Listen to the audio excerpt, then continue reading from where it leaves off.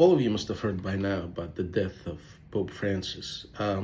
Actually, I got to know Pope Francis before he became Pope.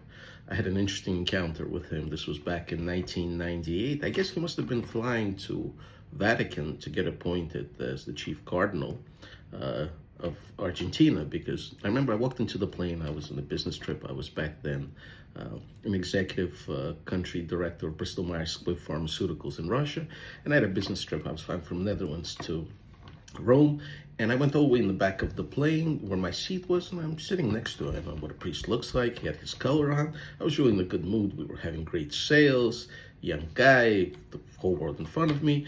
And I told him, I said, listen, do you want to hear a joke? Do you speak English, first of all? I said, yes, I speak English. Here's a joke for you. And he said, okay. I said, a rabbi meets a priest, and the priest says to the rabbi, you're a rabbi for the rest of your life. You have no promotion. And he said, I'm a priest first. I can become the bishop, the cardinal, and then I can even be promoted to the pope. And then he says, what? God, rabbi tells him? He says, no, I can never become God. The rabbi answers to the pope, it's a shame because we had a boy that did. He laughed. He says, do you know who I am? I said, no. I am the Pontiff of Buenos Aires, Chief Cardinal of Argentina.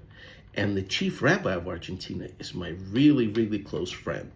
So he said, I'm going to tell him the joke. So many, many years passed by. About a year ago, we met this guy who was really very famous lawyer. His daughter was in charge of the trial with Margaret shooting on CNN. That was his daughter. And we're riding motorcycles, and we went for a trip all the way to the west coast of Florida. And he says that his wife is a devout Catholic. So I told him, I said, listen, I had an interesting encounter. I kind of foretold Pope Francis about his promotion, and it was a joke. And he said he was going to say it to the rabbi. He said, do you know? It was in the news. He did tell that joke to the chief rabbi of Argentina. And after that, I think he even made a contest for best joke or something like that. Anyway, it's a shame. I think Pope Francis was the first pope that really addressed the environment. He also is the one that said that, for example, if somebody is in your family is gay, you shouldn't mistreat him. Anyway, bottom line is he'll be missed.